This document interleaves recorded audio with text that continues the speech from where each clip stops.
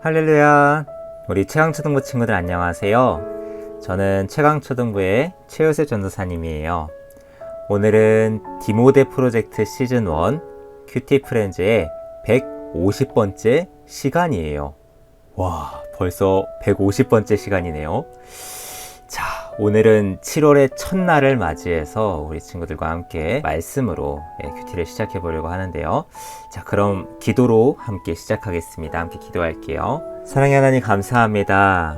2022년 7월 새로운 하반기를 맞이하면서 또 새로운 첫 달을 맞이하면서 하나님의 말씀으로 우리 친구들과 함께 시작하고자 합니다. 이 시간 하나님의 말씀을 묵상할 때에 또 하나님의 말씀을 깊이 연구할 때에 지혜를 더하여 주시고 성령 하나님께서 우리 친구들 한 친구 한 친구 심령 가운데 역사하여 주셔서 이 말씀이 풀어지게 하시고 이 말씀이 이해되게 하시고 이 말씀을 통해 결단하는 그런 은혜의 시간 되게 하여 주시옵소서. 감사합니다. 거룩하신 예수님의 이름으로 기도드립니다. 아멘. 자, 우리 친구들 먼저 오늘의 제목을 함께 읽어볼까요? 시작! 헤롯이 세례 요한을 죽였어요. 자, 오늘의 본문 말씀은 마태복음 14장 5절에서 9절까지의 말씀입니다. 자, 먼저 개역개정인데요. 우리 친구들 한 목소리로 함께 읽어볼게요. 시작! 헤롯이 요한을 죽이려 하되 무리가 그를 선지자로 여김으로 그들을 두려워하더니 마침 헤롯의 생일이 되어 헤로디아의 딸이 연석 가운데서 춤을 추어 헤롯을 기쁘게 하니 헤롯이 맹세로 그에게 무엇이든지 달라는 대로 주겠다고 약속하거늘 그가 제 어머니의 시킴을 듣고 이르되 세례 요한의 머리를 소반에 얹어 여기서 내게 주소서 하니 왕이 근심하나 자기가 맹세한 것과 그 함께 앉은 사람들 때문에 주라 명하고. 아멘. 이번엔 전도사님이 쉬운 성경으로 한번 읽어줄게요. 헤롯은 요한을 죽이려고 했지만 사람들이 두려웠습니다.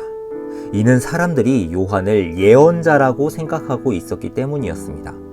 그런데 헤롯의 생일에 헤로디아의 딸이 손님들 앞에서 춤을 추었습니다. 헤롯은 매우 기분이 좋았습니다. 그래서 헤롯은 딸이 요청하는 것은 무엇이든지 주겠다고 맹세하였습니다. 어머니로부터 지시를 받은 딸은 헤롯에게 말했습니다.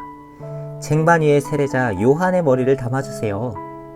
왕은 망설였지만 자기가 한 맹세 때문에 그리고 함께 식사를 하던 손님들 때문에 요한의 머리를 주라고 명령을 내렸습니다.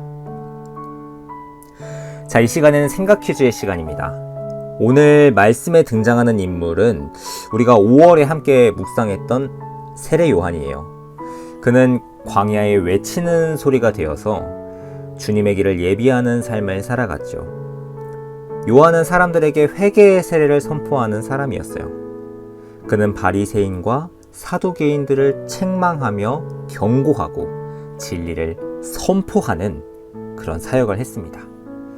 세례 요한은 살아있는 권력인 헤롯 안티파스 그리고 헤로디아의 부적절한 혼인 관계에 대해서도 공개적으로 비판했어요. 왜냐하면 이 헤롯 안티파스는 자신의 통치 안정화 그리고 자신의 출세를 위해서 이복 동생의 아내인 헤로디아와 유대인들의 율법에서 어긋난 결혼을 했기 때문이에요. 신하들을 통해서 이런 세례 요한의 비판을 접한 헤롯은 화가 나서 세례 요한을 감옥에 가둡니다. 하지만 살아있는 권력을 비판했던 이 세례 요한, 도대체 어떤 사람이었을까? 이 요한이 궁금했던 헤롯은 그를 불러서 하나님의 말씀을 들었어요. 그를 통해서 율법이 무엇이라 가르치는지, 하나님께서는 어떤 삶을 살아가기를 원하시는지 그 진리에 대해서 들었어요. 세례 요한을 싫어하고 증오하는 동시에 또 진리를 선포하는 요한, 그리고 그 요한을 따르는 수많은 사람들을 두려워했던 헤롯, 양심의 찔림을 경험했던 그 헤롯은 자신의 아내 헤로디아, 그 헤로디아는 요한을 계속해서 죽이려고 했거든요. 그 헤로디아의 위협으로부터 세례 요한을 보호했어요. 하지만 이 헤롯은 사람들 앞에서의 경솔한 맹세와 함께 이 돌이킬 수 없는 과오를 범하고 말아요. 결국 헤로디아의 딸 살로메에게 했던 그 맹세, 그리고 그 연회에 함께 있던 사람들의 시선을 의식했던 이 헤롯은 요한을 참수하는 그릇된 선택을 했죠. 오늘 말씀은 이 헤롯이 세례 요한을 죽이지 않은 그 이유가 하나님을 의식해서 그렇지 않았던 게 아니라 사람들의 시선 때문이었고, 또 동시에 요한을 죽이게 된 이유 또한 사람들의 시선 때문이었다라는 것이 드러나는 장면이에요.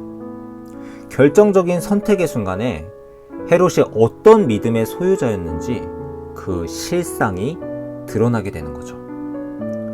우리 친구들은 오늘 말씀을 묵상하면서 특별히 이 사람들의 시선만을 의식하고 사람들의 시선에 의식하면서 그것에 좌지우지 되는, 그리하여서 세례 요한을 참수한 이 헤롯의 모습과 이 헤롯의 결정을 보면서 어떤 생각이 드나요?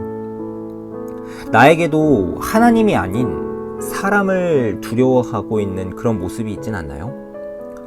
혹시 우리 최강초등부 친구들은 어떤 행동을 할 때 그 마음에 어떤 생각을 하면서 행동을 하나요? 누군가의 눈치를 보거나, 아니면 엄마의 눈치를 보면서 뭐 공부를 한다거나, 아니면 친구들의 눈치를 보면서 말하거나 친구들의 눈치를 보면서 행동하거나 하진 않나요? 우리의 행동은 사람의 시선을 의식하는 것에서 행동이 비롯되는 게 아니라 하나님의 시선을 의식하면서 행동해야 하고 우리가 살아가야 해요. 하나님 때문에 친구를 도와주고, 하나님 때문에 양보하고, 하나님 때문에 부모님의 말씀에 순종하고 섬기는 것, 그것이 바로 우리의 행동의 근원이 돼야 되고 동기가 되어야 하는 거예요. 왜냐하면 하나님께서는 지금 이 순간에도 우리의 모든 생각과 모든 마음, 그리고 우리의 행동을 지켜보고 계시기 때문이죠.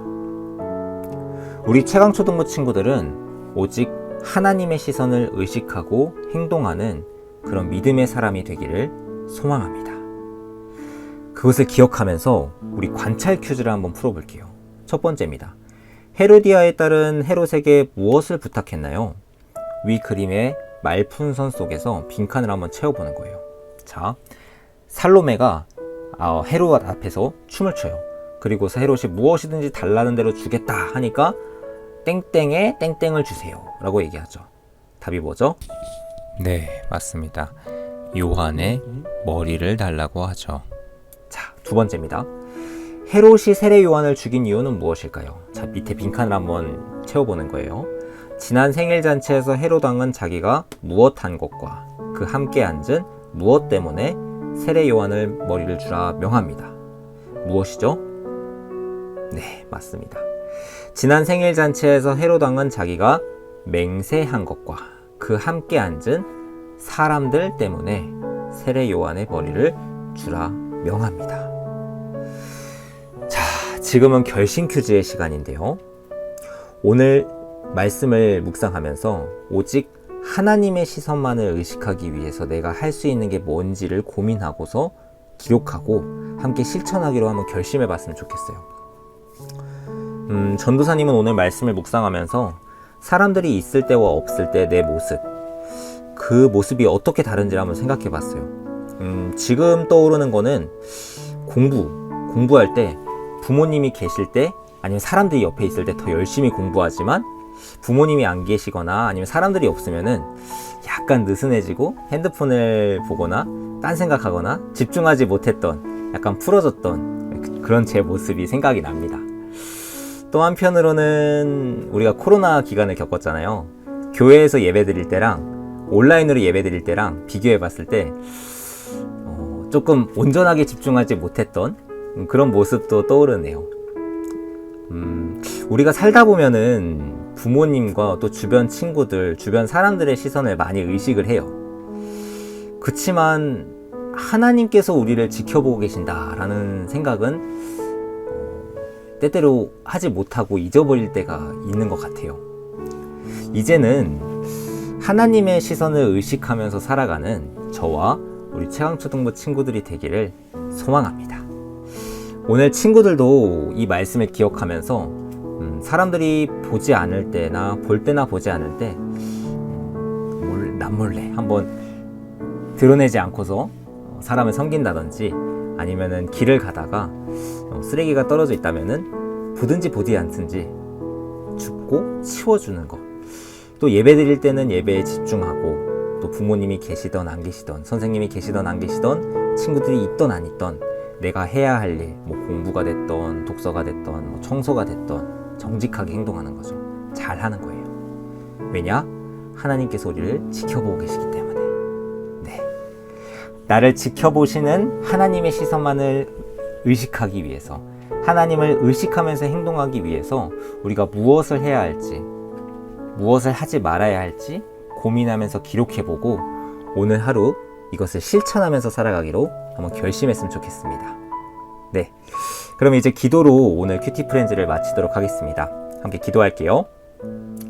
사랑의 하나님, 오늘도 귀한 말씀과 함께 7월 새로운 한 달을 시작할 수 있도록 은혜 주심에 감사드립니다. 하나님께서는 지금도 우리를 불꽃 같은 눈동자로 바라보시며 우리를 지키시지만, 우리의 연약함으로 인해서 그것을 잊어버리고 살아갈 때가 많습니다.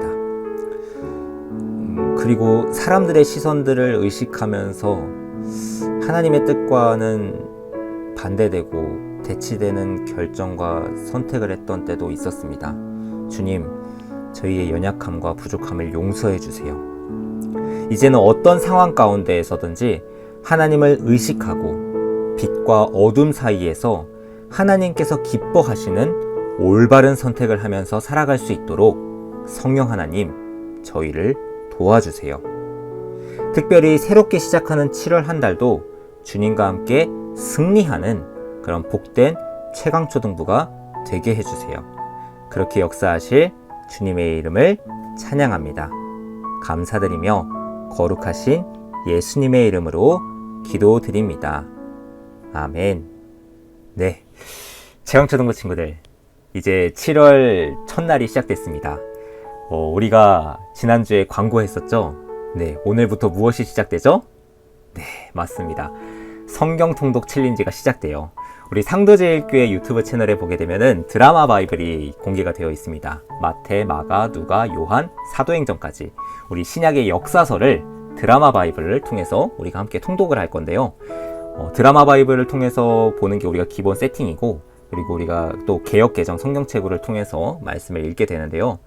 이번 성경 통독 기간을 통해서 우리 최강초등부 친구들 모두가 일독에 한번 도전해보고, 또 가능하면은 다독을 한번 시도해보면서 이 말씀을 묵상하고 말씀을 읽을 때에 하나님께서 나에게 주시는 감동과 은혜를 경험하면서, 그렇게 하나님을 경험하면 복된 이번 7월, 8월 여름 시간이 되었으면 좋겠습니다.